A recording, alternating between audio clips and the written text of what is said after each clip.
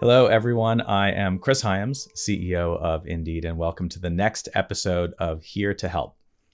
At Indeed, our mission is to help people get jobs, and this is what gets us out of bed in the morning and what keeps me up at night. And what powers that mission is our people. Here to Help is a look at how experience, strength, and hope inspires people to want to help others.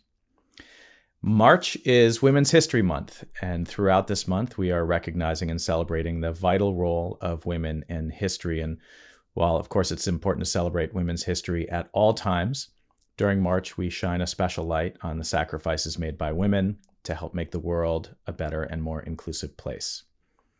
My guest today is Zulaika Jumaralli, a diversity, inclusion, and belonging business partner and former communications lead for our Women at Indeed Inclusion Resource Group. And Zulaika has been with Indeed for almost 4 years, but back in March of 2020, she was working on our communications team and was one of the people who really helped get Here to Help started. So Zulaika, thank you so much for joining me today. And it's really great to have you on the other side of the camera today. Thanks for having me, Chris. So let's start where we always do with a check-in. How are you doing today, right now? Yeah, I'm really excited to be here. I feel very humbled to have, the privilege of chatting with you today. But I am very nervous, so I'll say that out loud. I've always sort of been behind the scenes with the Here to Helps, so it's something new to be in the hot seat, but I'm really honored to be here. Fantastic. Well, I'm really looking forward to the conversation. Let's start with a little bit of what you do to help people get jobs every day. You're a diversity, inclusion, and belonging business partner. Can you talk about the role and what it is that you do? Yeah, so as a DI&B business partner, a big part of my job is being a strategic thought partner and advisor to the functions that I support. And I work basically on helping leaders and DDNs to uphold our value of inclusion and belonging. So I work in partnership with them to embed inclusive thinking and practices into the way that we operate. And ideally, this cascades into the way that we build our products and offerings and how those go into the world and ultimately how job seekers experience us. I work at building up data that we can talk about and interpret so that leaders can help to make well-informed decisions for their org. We have very lofty goals around representation. And so I partner with them to work on plans for achieving those goals and ultimately creating an environment that matches what we talk about when we say inclusion and belonging is our company value, making sure that we have a culture that represents that, improving and maintaining psychological safety, and helping people to grow. We want all Indeedians to thrive here. And so I like to think that we're doing the work in-house that helps to ensure that we're living up to our values so that we help all people get jobs. That's great. Well, so one of the themes of the central theme really of Here to Help is what it is that inspires people to do what they do. So what would you say led you to this role? So I've always been really inspired by our company's mission-driven culture. It aligned with my personal values of being of service. I think we made some bold and courageous decisions as a company to be agents of change, and we talked about it very on a broad platform back in 2020. And so I think for me, coming from an under-resourced background, I didn't see a lot of representation growing up. I didn't see people that looked like me or came from where I came from at school or professionally. So it was important for me to give back. A lot of people ask, I had a side gig for over 10 years as an adjunct professor. And a big part of that was loving interacting with students, but specifically working with students in a community that I related to so that they could see people who looked like them, and that I could ideally be a mentor for them. And so I think the roads that I've taken have sort of led me to be continuing to be of service in the role that I'm doing. I hope that I'm living up to that goal, but that's sort of where I want to be. really proud to do the work that we do. I think we get to make change by leading by example, and it's a powerful place to be. And I'm really excited that we get to be role models for the world. I think we have an incredible platform and we use it. Well, one of the things that folks that work at Indeed have probably heard me say many times that I want everyone's next job to be at Indeed. And you made a move in your career just within Indeed from internal comms to the DI&B team. Can you talk about what inspired you to want to make that change in what you're doing day to day? Yes. So when I started at Indeed about four years ago, almost 4 years ago, I was so excited that a diversity department existed. It was exciting to see the work being done and the conversations that we were having coming from a corporate background. It just didn't exist outside of employee resource groups. And so I joined every IRG I could find and made a lot of friends and connections there. And at the time, a lot of the work, it was just diversity at the time. A lot of the work was around IRGs and how to support them. And over the years, I saw things evolve in the best way. When LaFawn came on board, we started to make the shift from but IRGs into really becoming strategic business partners. And I got to work on several projects with the DI&B team, and just seeing that team unfold and things evolve inspired me so much. And then I think there was just a turning point in 2020 where we started to really talk about inclusion and belonging as a goal and highlighting how to do that. It was just like we were not just paying lip service to what was happening in the world, but we were actually making plans to do something about it. And it just really inspired me. And I've always been passionate about inclusion and belonging, but I felt like there was an opportunity to transfer some of the skills that I had from comms into DI&B. And I did my homework. I had connected before with members of the team on projects. I had an idea of what the team was about, and I love it here. I love what we do. It's not easy work. It's a challenge, but it's a beautiful process and just inspiring. I continue to be inspired by what we're doing. So this whole month, March, is Women's History Month, and we're doing a lot at Indeed to recognize that. As the former communications lead for our Women at Indeed Inclusion Resource Group, can you talk about what this month means to you and why it's important to recognize for a month the way that we do? Yeah, I love that we're continuing to celebrate. A month is just never enough time. But to your earlier point, just having the spotlight allows us to just broaden the conversation. I think we don't hear or talk enough about women's contributions to society and culture and history. In particular, we don't hear enough about women of color and how we enrich all of those areas too. And so I'm excited to celebrate, but I do feel like we haven't quite crossed the finish line with respect to women's advancement, all our collective advancement. Last year, I created a Women at Indeed newsletter, and I linked a New York Times article that had a quote that continues to speak to me. So I'm going to read it because I think it will tell you how I really feel about where we are. It says, "Women are fierce. We break barriers, run companies, make scientific discoveries, raise families, and lift each other up. But the fact is, discriminatory policies blocked women from fully participating in our country for generations. It led to disparities in wages, representation, and opportunities that we are still tackling." I think that just kind of sums up where, I feel like we are. There's so much work to be done. And I know that my Women at Indeed Sister Circle is doing the work now.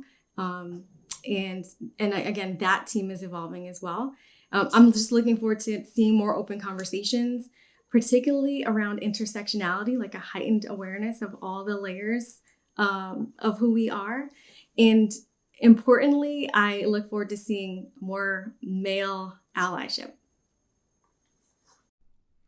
So it is Women's History Month all month long. Tomorrow is actually International Women's Day.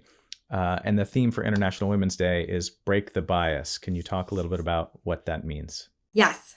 So, Break the Bias is, like you said, the theme for International Women's Day. It's essentially it's a call to action. So it's a way of having people show their support and solidarity. It's like a social media campaign. There's a pose like there was last year. I think people remember taking pictures like that and getting posted in the Women at Indeed newsletter. This one is like a crossed arm like this, and it's supposed to represent the continued need to eliminate bias of all kinds. So gender, race, class, age, ability, and people can share their support by taking a picture of themselves doing that and sharing it on social media. Hashtag Break the Bias is about, yes, showing your support, but also acknowledging that these biases exist. And I think, that's a huge step in just, talking about it, talking about your experiences with it. And, then we can sort of move forward. So it's impossible to talk about issues facing women in the context that we're in today without talking about what's happened throughout the pandemic and how really across the board, the sort of gross inequities that we see, in society were highlighted and in many ways intensified. I know you had your own personal experience with how, your home life got shaken up during the pandemic. Can you talk a little bit about that experience? Yeah, I think I think a lot of people can probably relate. It did feel like that time feels so far away, but it was a setback in a lot of ways. For me personally, there were phases to how this happened. It's just kind of like the pandemic itself. Initially, I was glad to have extra time with my daughter. She was 2 at the time, and I had been having a lot of mom guilt, taking her to school and dropping her off and working.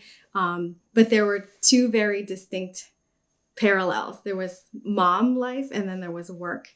And so when everything shut down, I was home with her. My husband was here as well, but she was really attached to me. And I had a lot of anxiety about balancing how to take care of her while I had other really important priorities. At the time, a lot of our internal comms needs were ramped up. I know you remember this well. And so it was really, really difficult to try to balance that. I genuinely, I didn't sleep for the first few months of the pandemic because I would be on Zoom calls all day, and then all night I'd be doing the actual work I needed to do to stay on top of things. There was just so many meetings, and some of those were like conversations I would have had in the hallway or in the kitchen that could have been like 5-minute meeting or, a check-in that turned into meetings. And so it was like sitting here. She was potty training at the time, running out, taking her for a walk and trying to restructure her day as well. I can be very honest now, but there were many times that I had to turn my camera off for a tearful breakdown and then turn the camera back on and try to get myself together. But there was a very delicate balance to my life anyway. I think maybe a lot of parents and caregivers can relate to this. That delicate balance was just turned upside down during that time. I think people had always talked before about work-life balance is always a thing. Like when you get a woman leader, you're like, how do you balance work and life, work-life balance. And this just was demolished for me. So again, I had to restructure what that looked like. And over time, she got a little older and a little more understanding of what I'm doing. And, she's 4 now, so it's a different experience. And having school reopen changed things for the better, of course.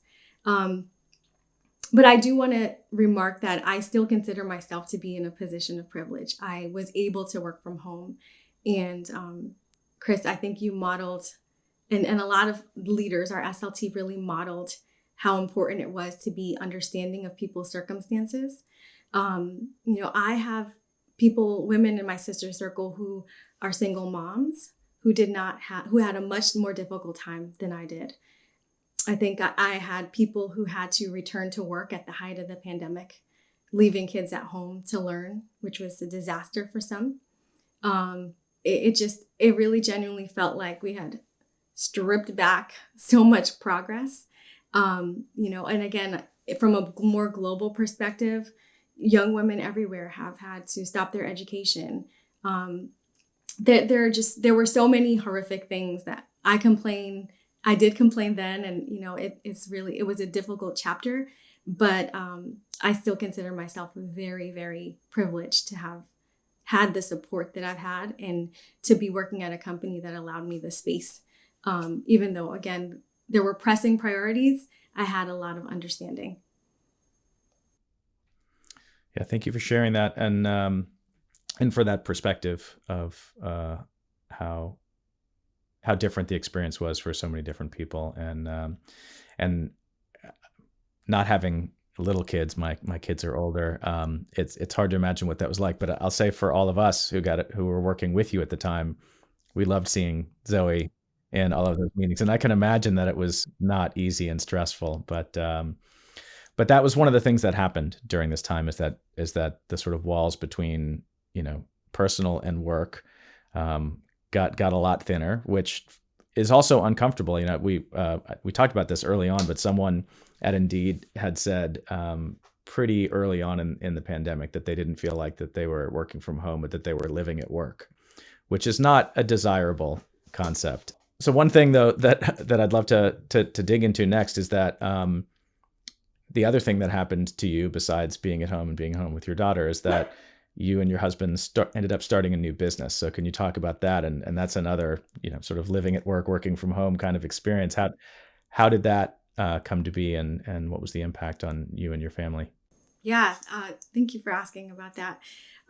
So during the pandemic, my husband lost his job. And so he's a barber, a master barber. He would make me say master. And so he had to stop practicing. The place where he worked shut down. Everything was shut down. And so we had talked for a long time about what it would be like to be business owners. But several months into the pandemic, again, his employer had shut down altogether. And we decided to inquire about whether or not we could open the space. And so we leased the very same location that he had worked from and opened a business. So it's called Ozzy's Barber Spa. And he's obviously the talent. But we built it together. And for us, that, to your point about like work all around, it was really difficult because there was the day job, there's the full-time parenting job for both of us, and then this was layered on top of it. So to be honest, it all feels like a blur how it all came together, but we aren't afraid of hard work. Both of us come from immigrant parents from the Caribbean. So we all know West Indian people like to work. But yeah, it was difficult. And to be honest, like everything has its pros and cons. So the pros were, oh my gosh, we get to be entrepreneurs. This is amazing. My husband loves working for himself and continues to have a great flow of clients. It's been great. But on the other side, it did lock in this imbalance of childcare and responsibility. So he's building the business. It's his baby. And I have to take care of our baby and our home. And so we're both tired all the time. It's a juggle. We're, again, in a place of privilege, but it's a juggle. Yeah, and before I joined Indeed, I had my own startup, and in the early days, the kids were stuffing envelopes. My wife was, working at all these events, and she used to describe it as the family farm. And it sort of has that because everyone is involved. But as you pointed out, I'd love if you can talk a little bit about the how quickly for so many people the sort of traditional gender roles of the woman having to take care of the kids, especially if the man was out of the house working. It was, very stark to see how quickly that happened in so many cases. Can you talk about how you how you dealt with that, and how you felt. Yeah. I just want to say how many other women in my sister circle have had a very similar experience. And it, like you said, it just happens like that, where all of a sudden, for me at least, I'm like 1950s housewife and full-time employee at the same time. So I'll start by saying, as a couple, we had never quite mastered the balance of splitting responsibilities in the first place. And I think that's maybe normal for people who have like young children. Like, again, Zoe was so little at the time, and I kind of took over a lot of the childcare responsibilities. And as my husband built the business, like he just wasn't there. And so, I have to remind him all the time still that I'm not a stay-at-home mom because, I think seeing that I'm home allows people to think that, you have more flexibility and in that you can do more, maybe do it all. But I think in general, just the unpredictability of childcare has been a big driver in how much things have shifted. I complained to him and to other people, like, this has set us back a whole generation. But I think that there have been shifts in gender roles, but I think the bigger story is the gender inequality overall.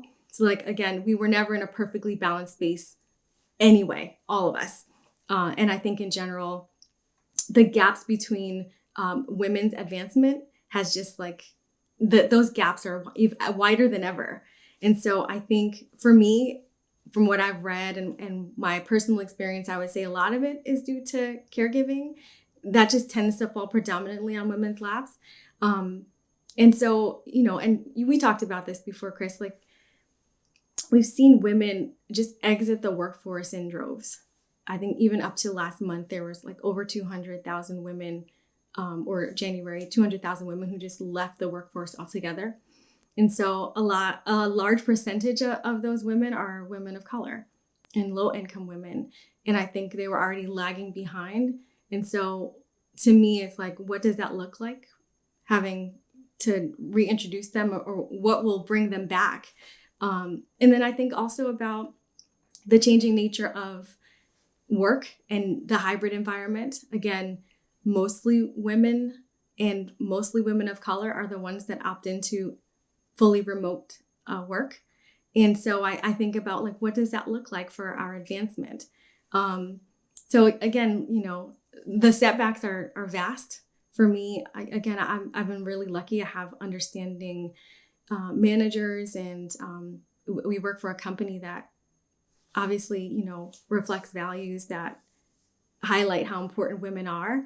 But in general, I do worry about the direction we're heading. The gender roles are alarming, but the gaps are even more difficult to watch. So you've been talking about just how to balance or juggle all of these different responsibilities within work and personal and family.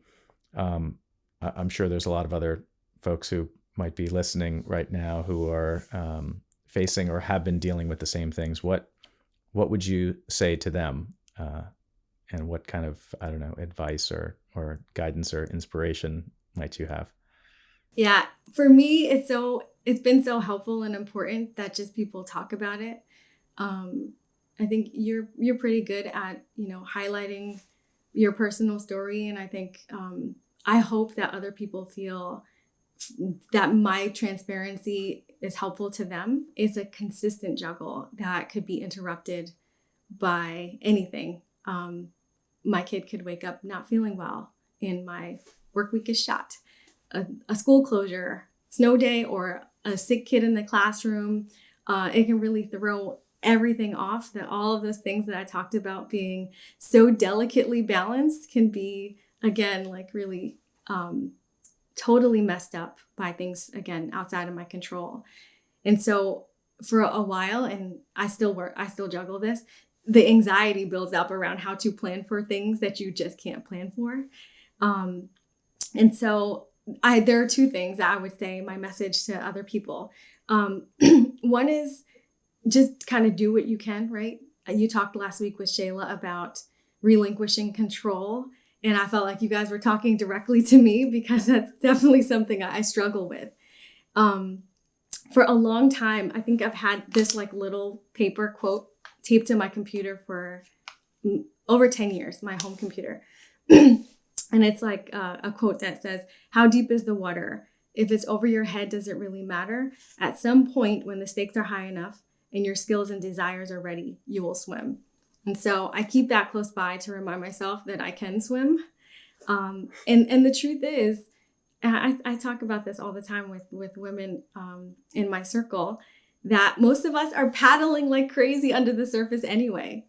A lot of people just don't see that. You see people show up, seemingly okay on the Zoom, but most of us are just paddling like crazy. So,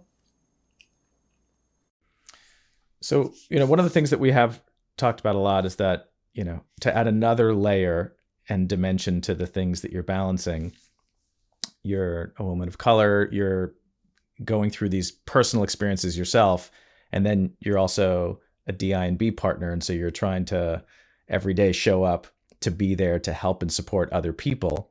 And yet you're helping people with a lot of things that you're experiencing yourself. So how do you think about approaching and balancing that and taking care of yourself through the work that you're doing? Yeah, I will say that I'm a work in progress. Misty often talks about this, the challenges of being a person of color and doing this work. It's not something you can really readily separate. It's hard. This role is loaded with complexities. And so, I try to balance my personal passions and experiences around conversations where I try to meet people where they are. Some people have really good intent and they just don't know how to own the work that goes into making substantive change. And so there are a lot of conversations, and I try really hard not to take a lot of that personally. And it's not personal. So I think maybe that's what helps. But to be candid, there's a lot of work on my part. I don't really have a self-care routine. I don't really know how to balance. And so I work on that. I'm reading this book about setting boundaries. It's difficult. And so I continue to be a work in progress. So one important part of that difficult work in being on the front lines, really, of working on diversity, inclusion, and belonging is being open to and willing to have tough conversations and having tough conversations with people who might not also be ready to have some of those conversations. How do you approach that? Yeah, I think, again, this is where I continue to be growing. But for me, and this is a carryover from my executive communications work, where I feel like it's really important to build strong relationships, and establishing a mutual trust to me is like very foundational work. Again, I think as a company, we have made a decision about where we stand. And so that gives me a lot of strength. And so I know that our values are what I stand on. Again, it continues to be a learning process, but I work first at trying to build awareness of issues. So that's a really big feature of how I interact with the teams that I support, is sharing information and continuing to have open conversations. I think one of the things about me that I try really hard to relay is that I am not judging. I'm here to support. I'm here for you to ask questions and to partner with you. There's literally no judgment on my side. I'm always assuming good intent, and I'm going to help you. I'm going to be honest and roll up my sleeves alongside you. And so there's no easy solutions. If we had that figured out, we'd be, doing work beyond Indeed. I think we are doing really, really great work, but we're still working at it. There are no quick answers and no quick solutions. And so it's just letting my teams know that I'm here with them. I'm rolling up my sleeves right with them, and we're trying to solve the big problems. So as a part of Women's History Month at Indeed, we're celebrating women who support other women. And with International Women's Day tomorrow, Are there any women that you would like to mention that have supported you? Yes. So I have concentric sister circles. I have 4 sisters. Anyone who knows me personally knows that those are my besties and my foundation.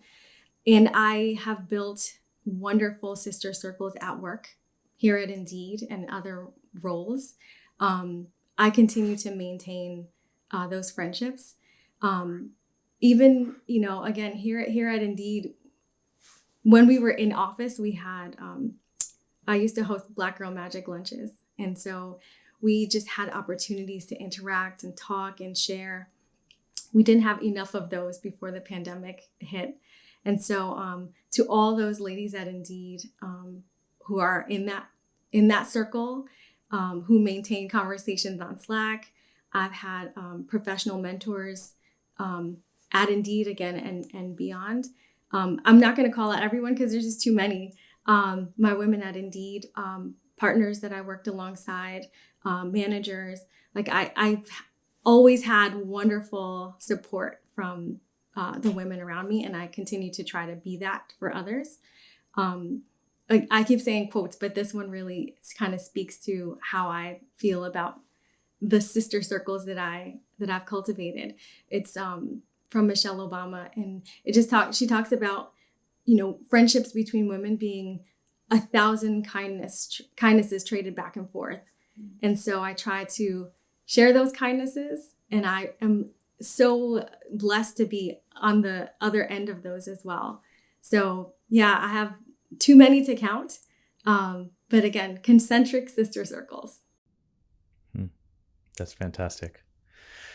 Well, as we draw to a close here, I like to ask the same question of everyone, which is, looking back over the last couple of years, which has been extraordinarily challenging for the world, and certainly you and your family have had a set of challenges that are not unique, but they're yours.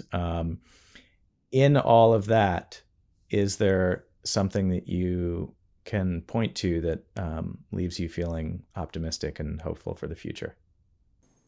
Yeah, I'm always optimistic for the future. I have learned how incredibly resilient women are. We just have managed so much. We, as a collective, I'll speak for many of us, parents and caregivers, not just women, but I guess we didn't have a choice, but most of us rose to the occasion. And so I sometimes forget to remember how much resilience that required. And then you just talked a little bit about, people saying that work, you're showing up at work as like, this is who you are, right? Like there's no line anymore between who you are at work and who you are at home. Like people just get to see who you are. That's a very new thing to me. And so I have worked really hard to embrace that. And I think I've seen it in so many other areas where people just show up authentically as themselves. Like, this is who I am.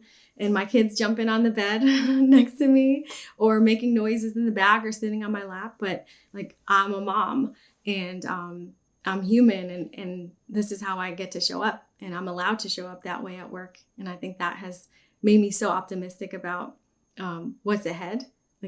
That we're getting to see so many dimensions of people being who they are. And it's endearing to me to see colleagues in their fullness. I love it. And then the conversations we've had around representation as a company that we continue to have, but also globally. I think the global conversation has shifted and it's no longer something off the table. We're talking about it all the time. And again, we haven't solved it. There's so much more work to do, but the fact that we're talking about it and it's part of our global social conversation is incredibly valuable to me. And then the last piece I would say is what you just talked about, this focus on well-being and mental health as a thing is just a popular conversation right now that I love to see. taking care of yourself is becoming the new normal. And I can't speak for all Black women, but for myself and many in my sister circle, the concept of self-care is radical. And so again, I'm not good at it, but the fact that we're talking about it and people are, making it known that this needs to happen is huge. So all those things make me very positive and optimistic for what's ahead. Well, Zulaika, thank you so much for joining me today. That was an amazing conversation, and thank you so much for everything that you have done for Indeed, and especially you've been incredibly helpful to me over these past couple of years with all of the importance of internal communications, as you said before, really just moved into another gear over the last couple of years, and that's something that I hope that we will carry into the future, as well as really continuing this level of engagement and discussion. And I'm just so glad to have been able to bring you into this conversation here and to share your inspiration with everyone. And so thank you for everything that you do. Same, Chris. Thank you so much.